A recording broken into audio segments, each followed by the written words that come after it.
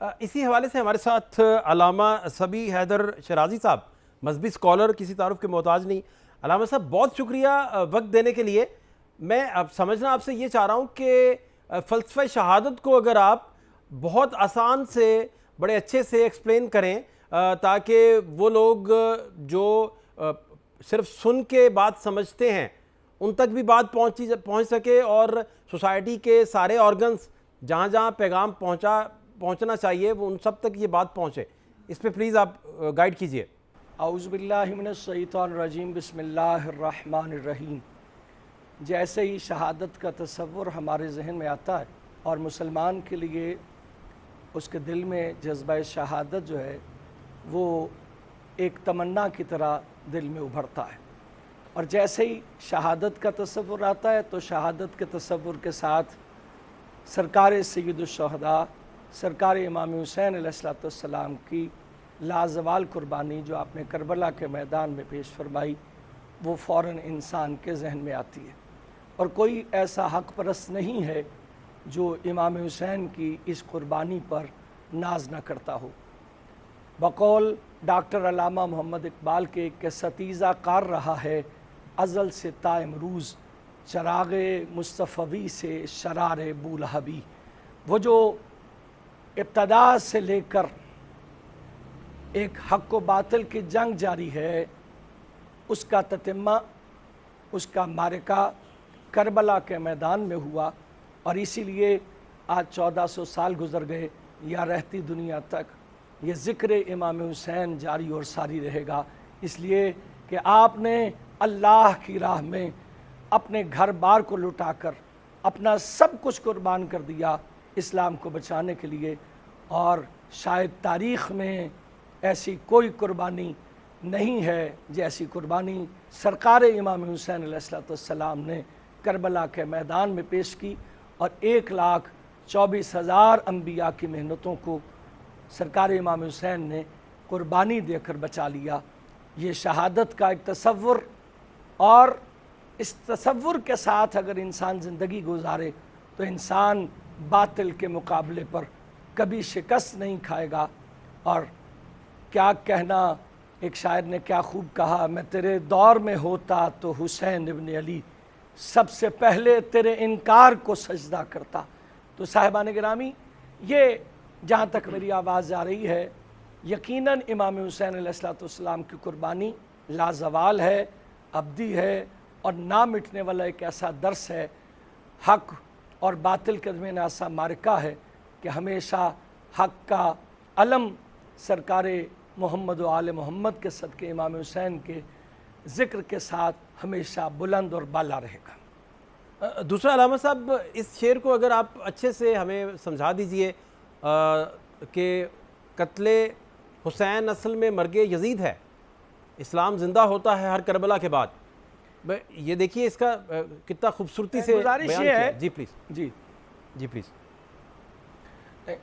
کہ اسلام زندہ ہوتا ہے بس کربلا کے بعد۔ اگر شاعر کی روح ناراض نہ ہو تو جو حسین سرکار نے قربانی دی ہے رہتی دنیا تک وہ قربانی کو دوبارہ پیش نہیں کر سکتا۔ وہ واقعہ کربلا بے شک اس کی کئی تشبیہیں دنیا میں حق اور باطل کے درمیان نظر ضرور آتی رہیں گی کہ حق کے ماننے والے ہمیشہ سرکار حسین کے ساتھ جڑے رہیں اور جڑے نظر آتے ہیں، لیکن واقعہ کربلا اپنے مقام پر وہ واحد واقعہ ہے، نہ اس سے پہلے ایسا کوئی واقعہ ہوا نہ اس کے بعد ایسا کوئی واقعہ ہوا، اور اس کی مثال وَفَدَيْنَاهُ بِذِبْحٍ عَظِيمٍ، اللہ نے وہ ذبح عظیم قرار دیا امام حسین علیہ السلام کو کہ شاید دنیا میں کوئی دوبارہ ایسی قربانی پیش نہیں کر سکتا جیسی سرکار حسین ابن علی نے کربلا کے میدان میں پیش فرمائی ہے۔ حسین ابن علی نے اسلام کا بول بالا کر دیا، حسین ابن علی نے انسانیت کو بلند کر دیا۔ سرکار حسین کے بارے میں افتخار عارف نے کہا کہ کیا کہنا، کہ افتخار عارف نے پورے تصور کو جو ہے وہ پیش کیا کہ سرکار نے سرکار کے گھرانے کی تعریف کرتے ہوئے کہ کہا کہ دین بلند ہے اور دین کی بلندی کے ساتھ ساتھ امام حسین نے اسے اور مزید بلند کر دیا۔ صاحبان گرامی قدر، شرف کے شہر میں، افتخار عارف نے کہا شرف کے شہر میں ہر بام و در حسین کا ہے، زمانے بھر کے گرانوں میں گھر حسین کا ہے، اور حضور صافہ محشر علی کہیں گے یہ شخص گنہگار بہت ہے مگر حسین کا ہے۔ تو صاحبان گرامی، نہ کسی کا گھر حسین کے گھر جیسا، نہ کسی کی قربانی حسین ابن علی کی قربانی جیسی۔ اچھا، جو سارا معاشرہ ہے، جو سوسائٹی ہے، وہ ظاہری بات ہے لنکڈ ہے، اس کی کنیکٹیوٹی ہے اس اتنی عظیم قربانی کے ساتھ۔ کیا سبق اس سے اخذ کیا جا سکتا ہے؟ کیا سمجھنے کی ضرورت ہے؟ صاحبان گرامی، امام نے مدینے سے نکلتے ہوئے کہا تھا کہ اگر دین محمد کی بقا میرے قتل میں مضمر ہے، ان کان دین محمد لم یستقم الا بقتلی فیا سیوف خزینی، اگر دین محمد کی بقا میرے قتل میں مضمر ہے تو اے تلوارو حسین ابن علی کا سینہ حاضر ہے۔ امام حسین علیہ السلام نے اپنی ذات کو قربان کر دیا لیکن اپنے نانا کے دین کو بچا لیا۔ یہی حق اور باطل کا فرق ہے کہ انسان معاشرتی طور پر کبھی بھی دامن حق اپنے ہاتھ سے نہ چھٹنے پائے انسان کا، اور انسان جو ہے کبھی بھی باطل کے سامنے اپنا سر نگوں نہ کرے۔ اور یقینی طور پر اگر ہمارا معاشرہ سیرت سرکار حسین ابن علی کو اپنا لے تو یہ ہو نہیں سکتا کہ یہ معاشرہ ایک اچھا بہترین معاشرہ ثابت نہ ہو سکے۔ سرکار نے کہا تھا کہ میں اپنے نانا کی امت کی اصلاح کے لیے جا رہا ہوں، انی خرجت لاصلاح امت جدی۔ سرکار امام حسین کا فرمان ہے کہ میں اپنے نانا کی امت کی اصلاح کے لیے جا رہا ہوں۔ صاحبان گرامی، اگر سرکار حسین قربانی نہ دیتے تو شاید معاشرہ جانور سے زیادہ بدتر اور تنزلی کی طرف چلا جاتا، لیکن سرکار حسین ابن علی نے معاشرتی، اور کون سا ایک ایسا حق پرست ہے، کون سی ایسی قربانی ہے جو امام حسین علیہ السلام کی طرف اپنے آپ کو نہ ملانا چاہے گی؟ ممکن نہیں ہے۔ معاشرے بلند تب ہوں گے۔ اب دیکھیں نا کہ امام نے کوئی فرق نہیں رکھا کربلا کے میدان کے اندر۔ کیسا فرق کہ دوست، اسی طرح انصار، بنی ہاشم، گھر کے بچے، کوئی ایسا نہیں ہے۔ اور کیا کہنا شب عاشور جو حسین ابن علی نے قربانی دی، رہتی دنیا تک کوئی پیش نہیں کر سکتا۔ آپ نے کوئی جبر کی منزل نہیں رکھی، اپنے انصار کے لیے امتحان لیا تھا کہ جو تم میں سے چھوڑ کر جانا چاہے۔ شب عاشور امام نے تمام اصحاب کو سین خانہ میں جمع کیا، اپنے خیمے میں جمع کیا، اور جمع کرنے کے بعد کہا یہ جو فوجیں جمع ہو رہی ہیں یہ سارے کے سارے میرے قتل کے در پہ ہیں، انہیں تم سے کوئی غرض نہیں، اگر کوئی جانا چاہے تو وہ چلا جائے۔ امام نے اختیار دیا ہے، مجبور نہیں کیا۔ اسلام مجبور کر دینے کا نام نہیں ہے، لا اکرہ فی الدین، اسلام نام ہے ان کے کردار کا۔ اسلام یعنی جیسے آپ کسی بچے کو سمجھانی ہو شجاعت تو کیسے سمجھائیں گے؟ شجاع انسان دکھلا دیا جائے گا۔ اگر کسی کو سخاوت سمجھانی ہو تو کیسے سمجھائی جائے گی؟ سخی انسان دکھلا دیا جائے گا۔ اگر کسی کو اسلام سمجھانا ہو تو وہ محمد و آل محمد کا کردار سامنے رکھا جائے گا تاکہ وہ ان کو دیکھ کر اسلام کو سمجھ لے۔ تو صاحبان محترم، یہ اسلام کا جو سبق ہے وہ سرکار حسین ابن علی نے اپنے کردار کے ذریعے سے، اپنے بچوں کے کردار کے ذریعے سے، اور میں کہتا ہوں انصاران حسین کا کردار اس سے جدا نہیں کیا جا سکتا، اس لیے کہ قلیل تعداد ہے لیکن اس منزل پر ہیں کہ جہاں جیسے سورہ مبارکہ والعصر میں پروردگار کہہ رہا ہے والعصر ان الانسان لفی خسر الا الذین آمنوا وعملوا الصالحات وتواصوا بالحق وتواصوا بالصبر۔ یقین جانیں کربلا کے میدان کے علاوہ یہ ساری چیزیں دکھانا ایک جگہ پر ناممکن نظر آتا ہے کہ ایمان ہے تو پورے کمال پر نظر آتا ہے، عمل صالح ہے تو پورے کمال پر نظر آتا ہے، اور اسی طرح حق اور صبر ہے تو وہ پورے کمال پر نظر آتا ہے۔ کوئی حسین کو چھوڑ کر جانے کو تیار نہیں ہے۔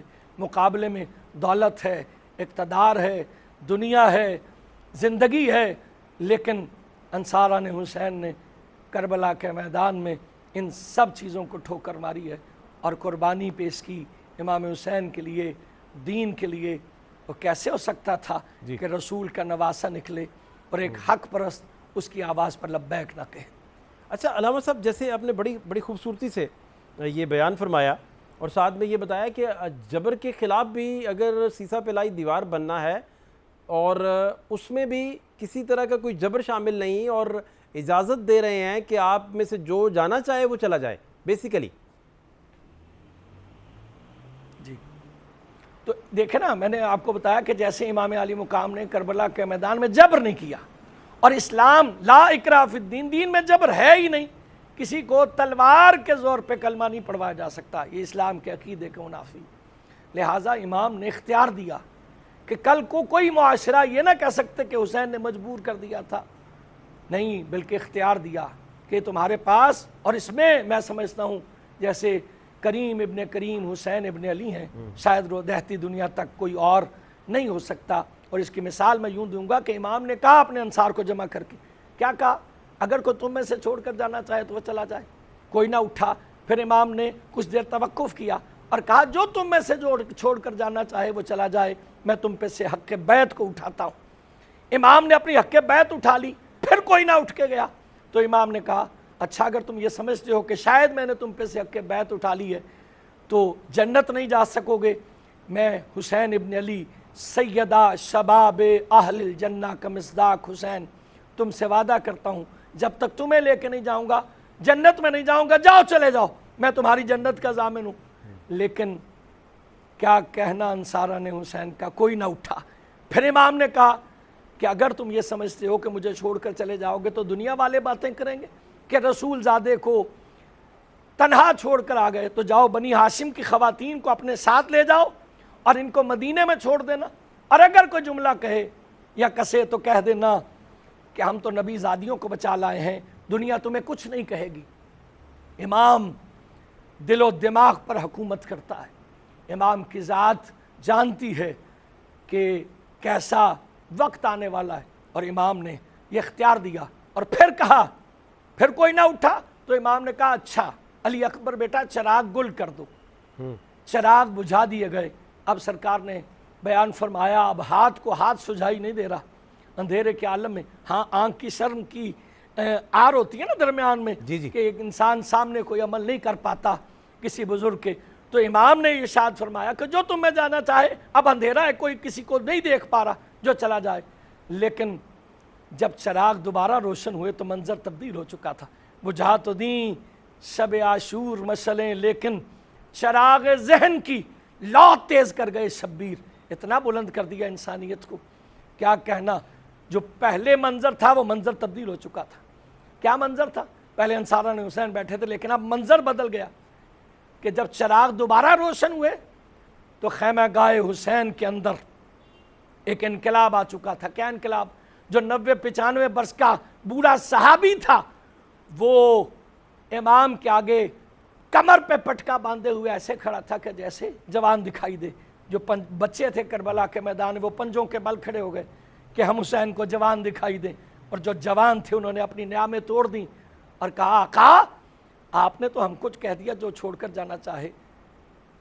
اور کیا کہنا، حبیب ابن مظاہر امام کے چاہنے والے ہیں، صحابی رسول جناب مظاہر کے بیٹے ہیں، اور اٹھ کر کہا آپ نے تو آقا کہہ دیا جو چھوڑ کر جانا چاہے وہ چلا جائے، اپنے گھر سے بہتر کو گھر تو دکھا دے جہاں ہم چلے جائیں۔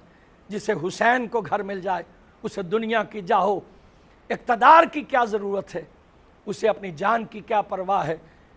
صاحبان محترم، یہ حبیب ابن مظاہر کا کہنا تھا۔ حبیب بیٹھ گئے، زہیر کین کھڑے ہوئے اور کھڑے ہو کے کہا آقا آپ نے ہم سے کہہ دیا جو چھوڑ کر جانا چاہے وہ چلا جائے۔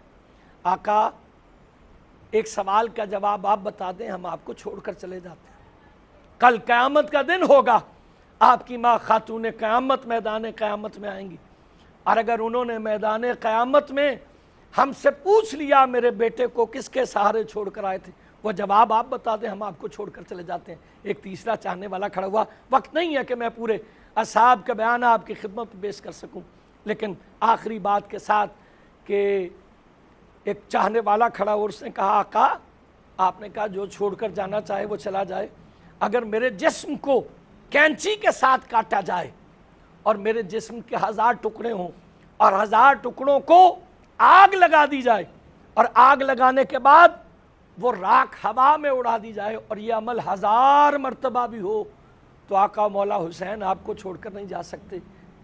تو صاحبان محترم، جیسے چاہنے والے ملے ہیں امام حسین کو، میں یہ سمجھتا ہوں کہ ایسے چاہنے والے کسی کم حق پرست کو نصیب ہوئے ہوں گے۔ آپ نے قربانی دی، انصار نے قربانی دی، آپ کے اہل بیت نے قربانی دی، اور کون تھا؟ اور اس جذبہ قربانی میں اس سے زیادہ معاشرے کے لیے کیا پہلو اور کیا سبق ہو سکتا ہے کہ ہر کوئی ایک کے اوپر بڑھ کر قربانی دینے کو تیار ہے کہ میں پہلے قربان ہو جاؤں اسلام کی راہ میں۔ یعنی اس میں یہ نہیں ہے کہ میں اپنی جان کو بچا لوں، میں اپنے بچوں کی جان کو بچا لوں، میں اپنے آپ کو بچا لوں، نہیں، ہر شخص، اگر اہل بیت کی بات، بنی ہاشم کی باری ہے تو ایک جوان دوسرے جوان پر پہلے قربان ہونے کو تیار ہے۔ جناب اون محمد علی اکبر پر قربان ہونے کو تیار ہے، علی اکبر اون محمد پر قربان ہونے کو تیار ہے، قاسم ابن حسن ان سے پہ قربان ہونے کو تیار ہے۔ اور میں کہتا ہوں کہ سرکار حسین نے کربلا کے میدان میں ایک ایسی قربانی دی جو شاید رہتی دنیا تک کوئی ایسی مثال نہیں مل سکتی کہ جو قربانی سرکار امام حسین علیہ السلام نے دی ہے اور اسلام کا بول بالا کر دیا۔ کوئی ہے آج کل کہ جو جو بے شک کسی کا مسلک یا مذہب اسلام نہ بھی ہو لیکن وہ سرکار حسین کی قربانی سے انکار نہیں کر سکتا۔ یہ ہے قربانی، یہ ہے عظمت، یہ ہے دلیل، جی آفاقی ہے، یونیورسل ہے۔ یعنی اگر کوئی عیسائی ہے تو وہ بھی کہتا ہے حسین ہے، اگر کوئی یہودی ہے تو وہ بھی کہتا ہے حسین ہے، اگر کوئی مسلمان ہے تو اس نے تو کہنا ہی ہے رسول کے نواسے نے قربانی ایسی پیش کر دی، کوئی اس سے انکار نہیں کر سکتا۔ سرکار حسین کی قربانی لازوال ہے۔ آخری بات علامہ صاحب، صرف آخری سوال، اس سارے معاملے کو جیسے آپ بیان فرما رہے تھے، جتنی خوبصورتی سے آپ نے بیان کیا، کیسے ٹالرنس اور اعتدال کو کیسے فروغ دیا جا سکتا ہے، ڈویژنز جو ہیں ان کو کیسے کم کیا جا سکتا ہے، اس پہ تھوڑی آپ اگر اس اہم موقع پر کوئی رہنمائی کر دیں۔ دیکھیں، جو ہمارے معاشرے میں جو عدم برداشت کا رجحان بڑھتا چلا جا رہا ہے، اس کی وجہ یہ ہے کہ ہم اسلام کے بنیادی جو حقوق و فرائض ہیں اس سے یا ناواقف ہیں اور یا اسے پس پش ڈال رہے ہیں۔ ٹھیک۔ اور ایک معاشرے کی تیزی کے ساتھ، دنیا کی تیزی کے ساتھ ہم اسی روش کے اوپر بہتے چلے جا رہے ہیں۔ لیکن اگر امام حسین کی قربانی کو دیکھا جائے تو اس میں ہر پہلو نظر آئے گا۔ کون سا ایسا پہلو ہے جو ذات حسین نے نہیں دکھایا کہ معاشرے کو اس طرح بلند کیا ہے۔ اور میں مثال دے دیتا ہوں تاکہ کسی کے ذہن میں اس میں کوئی شک۔ امام نے برداشت کو، یعنی یہ نہیں ہے جبر کہ ادھر جیسے 2 محرم کو آ کے حر ابن یزید الریاحی نے لجام فرے سے حسین میں ہاتھ ڈال کے روکا تھا تو امام نے وہاں سے تلوار کھینچ لی ہو، یہ ہے برداشت۔ آپ نے پورا موقع دیا، اور یہ محمد و آل محمد کی سیرت ہے۔ کبھی بھی آپ دیکھیں کہ اسلام کی جو جنگیں ہوئی ہیں، سرکار نے جنگ مسلط نہیں کی ہے جا کر کفار کے اوپر، بلکہ کفار آئے اور دفاع کے اندر سرکار نے جنگیں دی۔ تو برداشت جو تھی وہ جتنی اسلام دکھاتا ہے اور جتنا امام حسین نے دکھائی ہے کوئی اور نہیں دکھا سکتا۔ مثال دے دیتا ہوں تاکہ بات پوری طرح سے بڑھ جائے، آگے بڑھ جائے۔ جی پلیز۔ امام نے کوشش کی ہے کہ یہ جنگ جو ہے وہ کسی طرح سے ٹل جائے، کسی طریقہ سے یہ واقعی نہ ہو اور یہ میرے قتل سے باز آ جائیں۔ اور امام نے مختلف قسم کے طریقے جو جنگ کو ٹالنے کے ہوتے تھے وہ سارے اختیار کیے، کبھی خطبہ ارشاد فرمایا، کیا میں نے دین کو بدل دیا؟ کیا میں نے قرآن کو بدل دیا؟ کیا میں نے نماز کو بدل دیا؟ کیا میں نے حج کو بدل دیا؟ اور فوج یزید ہر ایک پر کہتی تھی نہیں نہیں، آپ نے کسی چیز کو نہیں بدلا، لیکن جاؤ حشم، اقتدار اور یہ ساری چیزیں، دنیاوی لالچ جو تھا وہ یزیدی فوج کو جہنم کی طرف لے کر جا رہا تھا۔ امام کوشش کر رہے تھے کہ یہ باز آ جائیں، لیکن میں نے کہا برداشت، اور اس کی برداشت کی مثال کیا کہ 4 محرم کو دریا پہ خیمے تھے، 2 محرم سے 4 محرم تک دریا پر خیمے رہے، اور فوج یزید جب اقتدار زیادہ بڑا تو کہا ان کے خیمے دریا سے اکھاڑ دیے جائیں، تو حضرت عباس نے تلوار کھینچی، اور اس کے بارے میں یہاں تک ایک خط کھینچا تھا حضرت عباس نے، اور کہا تھا کہ کوئی اس خط کو عبور کر کے بتا دے، لیکن امام نے کہا عباس ہم جنگ کے لیے نہیں آئے، اپنے خیمے دریا سے ہٹا دیے جائیں۔ امام نے دریا پہ سے خیمے اکھاڑنے کا حکم دیا، دور آ گئے، اور فوج یزید نے دریا کے اوپر قبضہ کر لیا۔ برداشت تھی نا، کسی کے اندر کسی نے برداشت کو نہیں چھوڑا، یعنی ایسا نہیں ہوا کہ عدم برداشت کے اوپر کسی نے کہا سرکار آپ بیعت کرتے ہیں یا نہیں کرتے، ہم سے پیاس برداشت نہیں ہو رہی، ہم سے یہ دکھ برداشت نہیں ہو رہے، ہم اپنی جان قربان نہیں کر سکتے، تو برداشت جو ہے وہ کربلا کے میدان میں سب، جیسے میں نے کہا سورہ مبارکہ والعصر میں صبر، کون ایسا ہے، کیا صبر نہیں ہے؟ ایک کربلا کا بچہ جو اعلیٰ تشریف اپنی مقام پر کر رہا ہے، ہائے پیاس، لیکن وہ یہ نہیں کہہ رہا کہ آقا مولا حسین بڑھ کر جا کر اپنے آپ کو سرنڈر کر دیں، اپنا سر نگو کر دیں، ہمیں پیاس چاہیے، ہمیں اقتدار چاہیے، ہمیں دولت چاہیے، ہمیں زندگی چاہیے، کسی کے زبان پر یہ نہیں ہے، بلکہ ہر ایک اپنی قربانی دینے کے لیے دوسرے سے سبقت لینا چاہتا ہے۔ تو صاحبان گرامی، کاش دنیا سرکار حسین کے مشن کو، سرکار کی قربانی کو، سرکار کے جذبہ جہاد کو سمجھ لیتی، تو آج ہمارا مسلم معاشرہ اتنی ساری پریشانیوں میں مبتلا نہ ہوتا جتنی پریشانیوں میں آج مبتلا ہے۔ ہم کو ذات حسین سے متمسک رہنا ہوگا، تو اگر ہم ابن علی کی ذات سے متمسک رہیں گے تو یہ ہو نہیں سکتا کہ ہم باطل کی طرف چلے جائیں، اور یہ قربانی ہمیشہ جاری اور ساری رہے گی۔ اور بقول معین الدین چشتی اجمیری، دین است حسین، دین پناہ است حسین، حسین دین ہے، دین کو بچانے والے ہیں، سرداد نہ داد دست در دست حق یزید، حقا کے بنائے لا الہ است حسین۔ یقیناً ہر حق پرست کو یہ لکھنا پڑا اور بولنا پڑا کہ سرکار حسین ابن علی نے اپنا ہاتھ یزید کے ہاتھ میں نہیں دیا، اور نہ دے کر قربانی دے دی ہے، گلا پیش کر دیا ہے، لیکن باطل کے آگے سرنگو نہ کیا۔